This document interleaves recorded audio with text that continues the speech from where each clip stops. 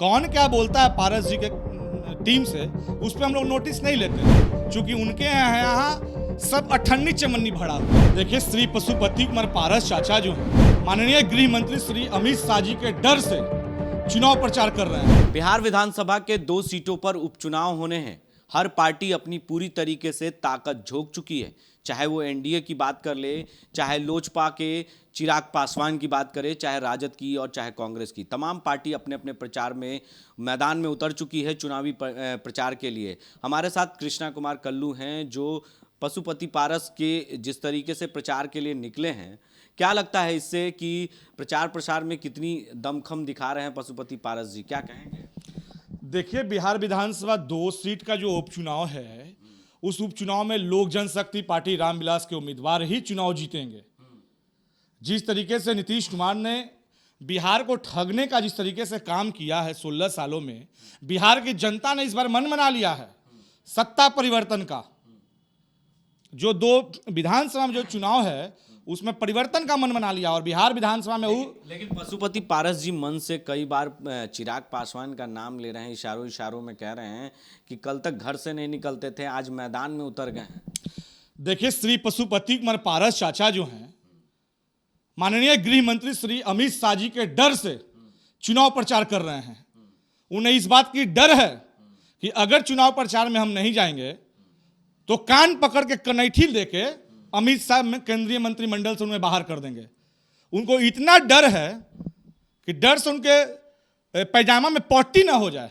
लेकिन उनके ही कई नेता जो हैं ये भी कह रहे हैं चिराग पासवान को कि विदेश जाते हैं, बाल हेयर कटिंग कराते हैं और आरजेडी के लिए प्रचार कर रहे हैं। चिराग पासवान अपने कैंडिडेट के लिए प्रचार नहीं कर रहे हैं, वो चाह रहे हैं कि तारापुर में जो है वो राजद का कैंडिडेट जीते। देखिए, लोक जनशक्ति पार्टी रामविलास के अध्यक्ष जो हैं आदरणीय चिराग पासवान जी, अपने उम्मीदवार के लिए चुनाव प्रचार कर रहे हैं, न कि किसी दूसरे के लिए। कौन क्या बोलता है पारस जी के टीम से, उस पर हम लोग नोटिस नहीं लेते हैं, क्योंकि उनके यहाँ सब अठन्नी चमन्नी भरा हुआ है। सब जितना भी थर्ड क्लास का पॉलिटिकल व्यक्ति है, उस सब पशुपति कुमार पारस के इर्द गिर्द में है। वो लोग गिरोह चलाता है, जिस गिरोह का नाम टिकट बेचवा गिरोह है। पशुपति कुमार पारस जी रामविलास पासवान जी के समय कितने बार उन्होंने हेलीकॉप्टर से मंच साझा किया, जब वो बताएं तो हार्ट अटैक आता था, उन्हें चक्कर आती थी, पूरे शरीर में बाईपास सर्जरी की गई थी। आज कहाँ गई बाईपास सर्जरी? आज कहाँ गया हार्ट अटैक? आज कहाँ गया माथा चक्कर घूमना? और जिस मांझी जी के बगल में बैठ के जिस तरीके से उन्होंने मांझी को गरियाया, गाली दी, मांझी जी को जो कोस रहा है, आज मांझी जी चुप कैसे हैं? मांझी जी को तो संज्ञान लेना चाहिए इस पे। दलित विरोधी नीतीश कुमार के गोद में बैठे हुए हैं पशुपति कुमार पारस, संगत से गुनावत या संगत से गुंजात। लेकिन कह तो रहे हैं कि दलित विरोधी तो चिराग पासवान हैं, दलित का कार्ड भले खेल रहे हैं, लेकिन सबसे ज्यादा अगर कोई विरोधी हो तो चिराग पासवान है।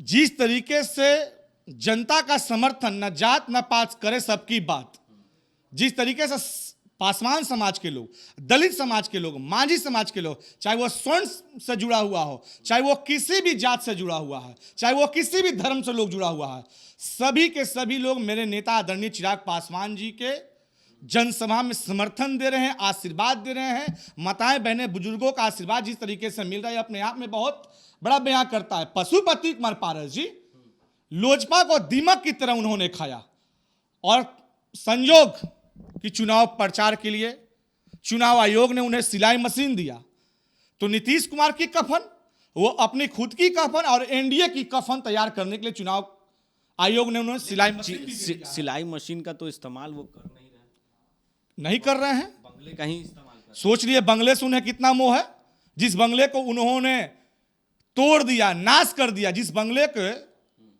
हमारे नेता आदरणीय रामविलास पासवान जी ने अपने खून पसीने से सजाया, उस बंगले को उन्होंने तार तार कर दिया, उस बंगले को उन्होंने चूर चूर कर दिया, और वही कहते हैं कि हम फीस करा दिए हैं, और उसी बंगले के भरोसे वो जी भी रहे हैं। तो कहीं ना कहीं पशुपति कुमार पारस जी को यह डर है कि हमारी कुर्सी चली जाएगी। इस डर से वो प्रचार कर रहे हैं, अमित शाह कान के कनैठी देके बाहर निकाल देंगे। उनको इस बार का डर है कि मंत्रिमंडल से हमें हटा नहीं दिया जाए। दूसरी बात कि डर से ही वो प्रचार करें कि पैंट में उनके पट्टी ना हो जाए, झाड़ा ना फिर दे वो अपना पैजामा में। तो देखिए, साफ तौर से कह सकते हैं कि हर पार्टी अपनी पूरी तरीके से दमखम लगा चुकी है। वहीं चिराग पासवान की पार्टी रामविलास जो लोजपा है, उनके प्रवक्ता कृष्णा कुमार कल्लू ने सीधे तौर पर कहा कि वो डर से चुनावी प्रचार कर रहे हैं और अमित शाह के डर से वो कहीं कान की कनैठी दे रहे हैं, इसके वजह से वो प्रचार कर रहे हैं। जब रामविलास जिस वक्त थे तो उनको बाईपास सर्जरी हुई थी और वो हेलीकॉप्टर में जाने से डरते थे और वो प्रचार नहीं करते थे। लेकिन इन दिनों अमित शाह के डर से कान में कनैठी देने के वजह से वो डर के मारे पोटी ना हो जाए, इस तरह के शब्द का इस्तेमाल कृष्णा कुमार कल्लू ने किया और सीधे तौर पर हमला करते हुए पशुपति पारस चाचा कहते हुए उन्होंने हमला करते हुए नजर आए। तो कह सकते हैं कि उपचुनाव को लेकर हर पार्टी अब अपनी ताकत पूरी तरीके से झोंक चुकी है। अब देखना यह है कि चुनाव के जब नतीजे आएंगे तो किसकी पार्टी और किसकी उम्मीदवार जीतती है, ये तो आने वाला वक्त बता पाएगा। तमाम ऐसी खबरों के लिए आप बने रहें 10D न्यूज़ के साथ और देखते रहें 10D न्यूज़।